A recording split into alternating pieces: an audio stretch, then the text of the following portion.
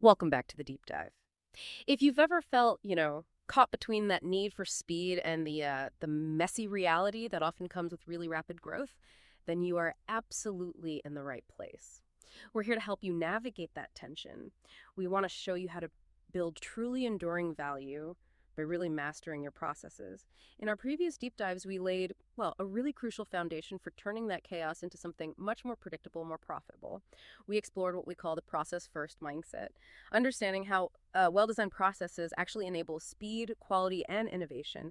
And they help you sidestep those notorious startup killers, things like regulatory fines, compliance failures, just wasteful inefficiencies, and those really painful process breakdowns. That's right.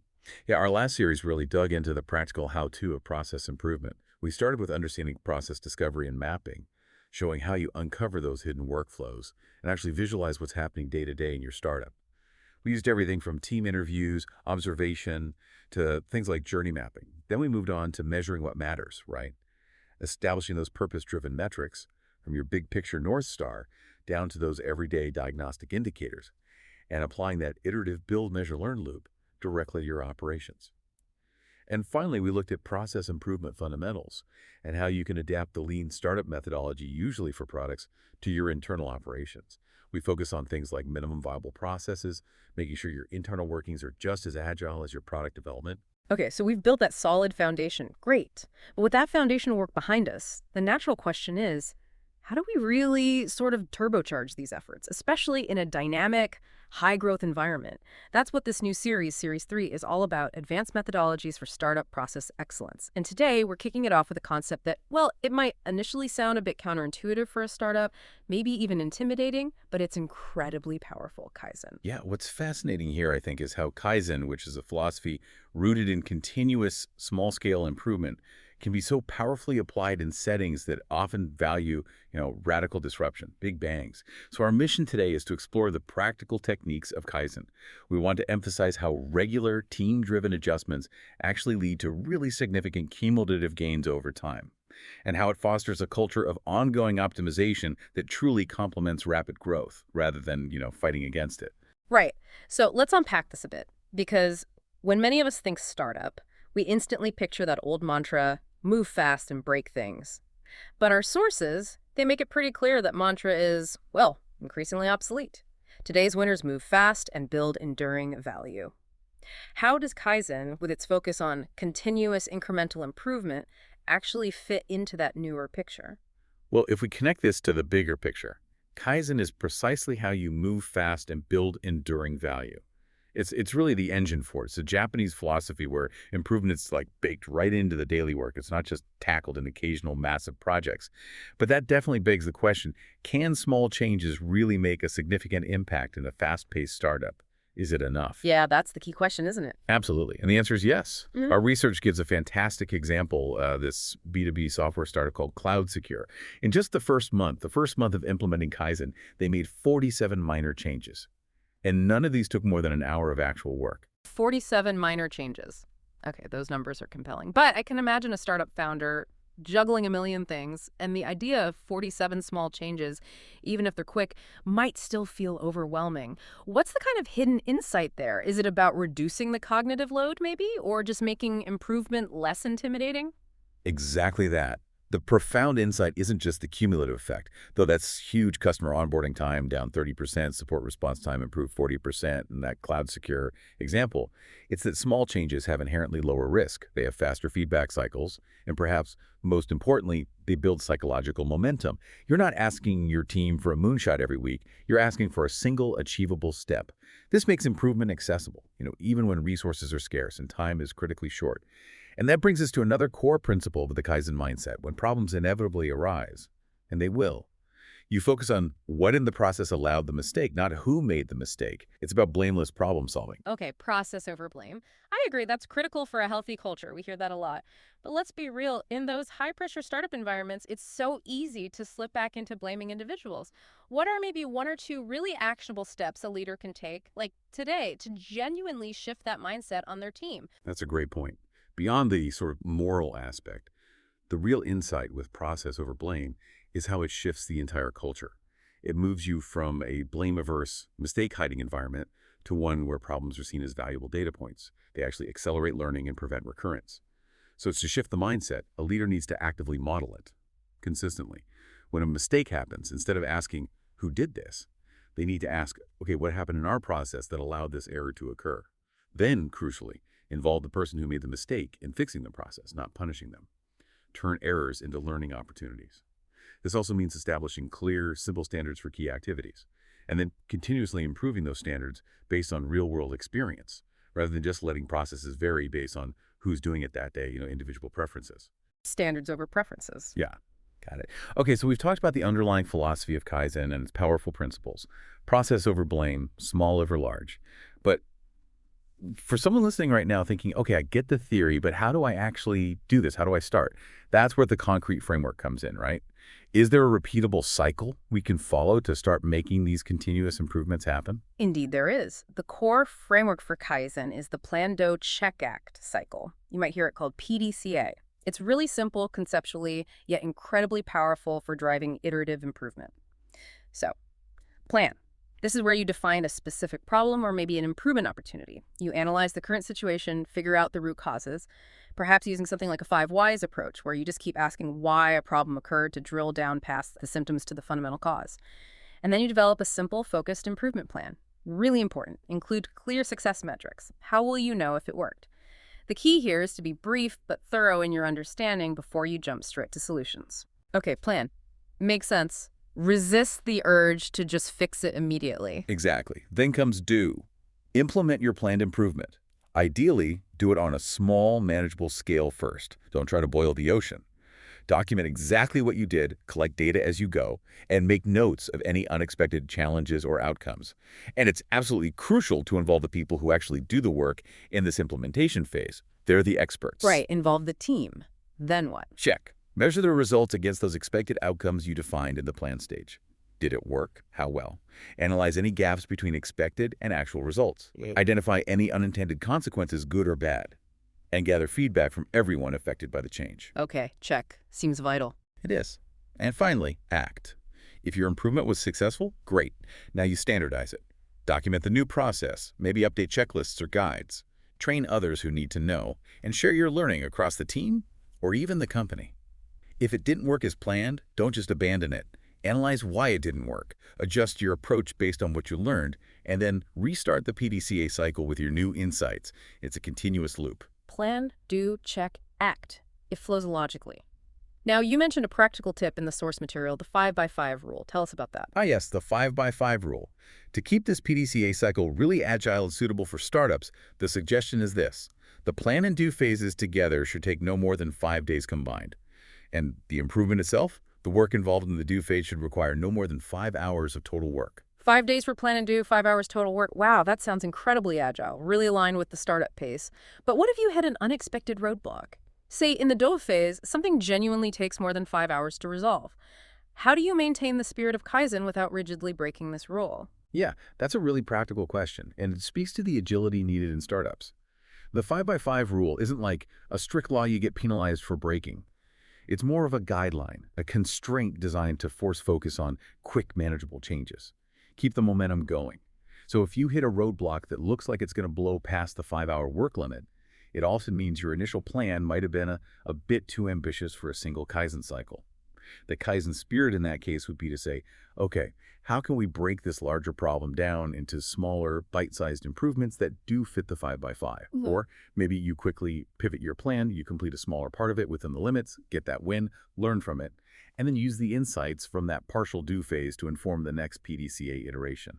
It's really about constant momentum and learning, not necessarily perfect execution on the very first try. That makes so much sense. It's about building those muscles for constant betterment, not getting bogged down.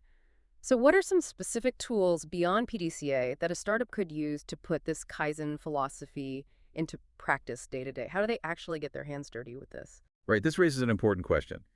How can startups, often really resource-constrained, implement these kinds of tools effectively?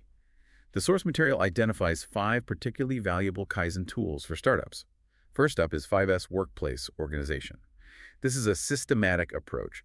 Helps organize your physical workspaces, but maybe even more importantly for many startups, your digital workspaces too. Think, sort, get rid of what you don't need, Set in order. A place for everything in its place. Shine, keep it clean and functional. Standardize, make the rules clear, and sustain. Keep it going. Okay, 5S. So for a startup, this isn't just about tidy desks. Not at all. It's about organizing shared drives, standardizing naming conventions for files and code, archiving outdated documents properly. I mean, I once saw a startup shared drive that was such a mess. It was genuinely faster for people to just recreate a document than try to find the existing one. Applying 5S felt like cleaning out a clogged artery suddenly. Information flowed, it reduces time wasted searching, prevents errors, and creates an efficient environment that can actually scale as you grow. Yeah, I can see the value there immediately. What else? Visual management. Yeah. This is all about making process performance and problems immediately visible to everyone. Think simple flowcharts on a wall, digital dashboards showing key real-time metrics, or maybe Kanban boards tracking work in progress. To do, doing, done. This visual clarity allows for much faster reactions and course corrections because everyone can see what's happening at a glance. No hiding. Okay, visual management. Makes sense. Next, What? Gemba walks. Gemba is a Japanese term meaning the actual place where work happens. So this practice involves leaders, managers, anyone really, regularly going to observe work where it happens. Not just relying on reports, it's about going to the source, observing the actual process, asking open-ended questions like what gets in your way or how could this be easier? Yeah. It's crucial to show genuine respect for the team's expertise while you're there and identify improvement opportunities together. It builds trust and provides invaluable first-hand insights. Go see, ask why, show respect. I like that. What's number 4? A3 problem solving. This is a structured, usually single-page approach for documenting the problem, its analysis, and the proposed solution or countermeasure.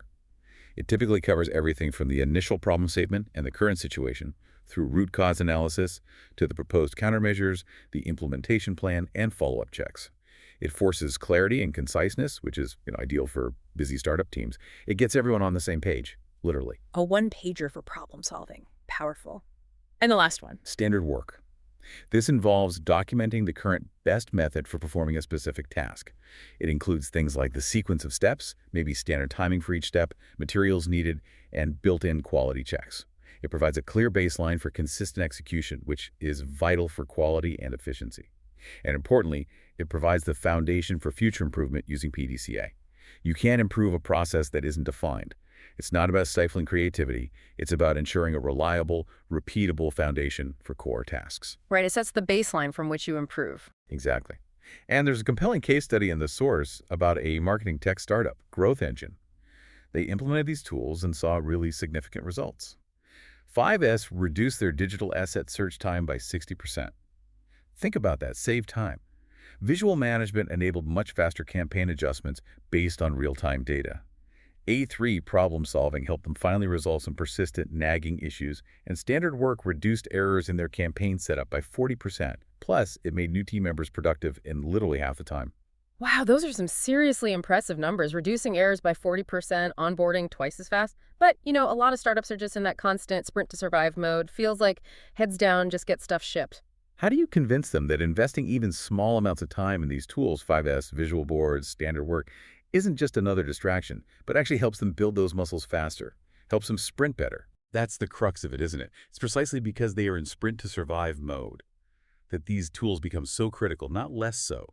Think of it less as an investment of extra time you don't have and more as a shift in how they're already spending their time. If you're constantly firefighting, dealing with customer complaints because of process errors, or fixing broken internal workflows over and over, that is the real distraction. That's time not spent building the product or acquiring customers. These Kaizen tools are about identifying and systematically eliminating those distractions at the root cause. They don't just solve today's problems, they build the organizational capability, the muscle, to prevent future ones. They free up valuable time and, just as importantly, mental bandwidth for true growth activities.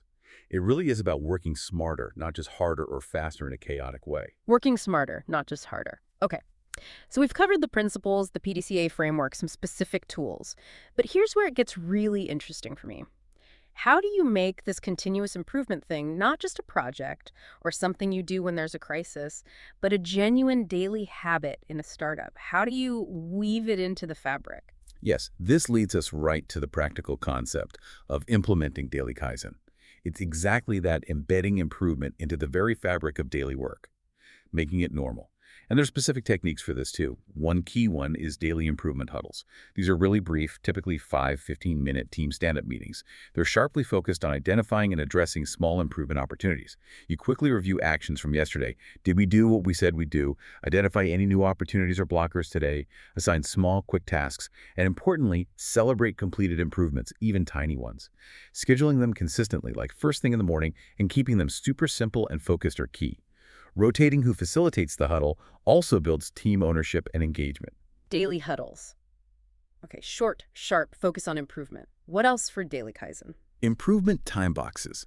This means deliberately dedicating small blocks of time, maybe just 30-60 minutes per person per week, specifically for them to focus on improvements within their own area of control. Protecting this time from other urgent tasks is absolutely crucial. Management is to signal that this improvement work is valued, it's part of the job, not just an optional add-on if you happen to finish everything else. Protect the time. Got it. Then there are Kaizen boards. These are basically visual management tools. Could be a physical whiteboard or a digital tool like Trello or Jira, specifically for tracking improvement ideas and progress. They often have columns like probable opportunity, analysis, implementation, verification, and completed. This makes the whole improvement journey visible to everyone. It fosters transparency, accountability, and shows momentum. Visual tracking of the improvements themselves. Okay. And finally, simple suggestion systems. Implement really easy, low-friction ways for all team members, regardless of role, to submit improvement ideas anytime they pop up. This could be a dedicated email address, a simple online form, even just a section on that Kaizen board. The key is ensuring a rapid response to these suggestions, acknowledge them quickly, provide support for implementing the approved ideas, and actively recognize valuable contributions. This really fosters engagement and shows people their ideas matter. Make it easy for everyone to contribute ideas. Love it. And there's one more practical tip from the source material for making this daily Kaizen feel achievable. Suggest a goal like one improvement per person per week. Just one. It sounds modest, maybe even trivial. But think about it. A 10-person team making just one small improvement each per week. That's 10 improvements a week. Over a year, that's 520 improvements. That's enough to fundamentally transform operations piece by piece without causing massive disruption or needing huge project budgets. It just accumulates. 520 improvements in a year from one per person per week. That really puts the power of incremental change into perspective. It's huge. So what does this all mean for you, the listener listening right now?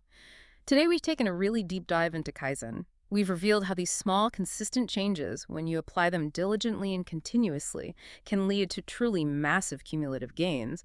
They can fundamentally transform not just your startup's processes, but its culture, too. Yeah, absolutely. We've seen that building enduring value in a startup, it isn't really about avoiding change or trying to get everything perfect up front.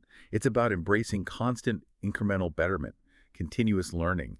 It's really about fostering a culture where every single team member feels empowered and equipped to identify and solve problems day in, day out, turning those everyday challenges and frustrations into opportunities for growth and efficiency. So, to get started on your own Kaizen journey, maybe right after listening to this, here's your actionable takeaway.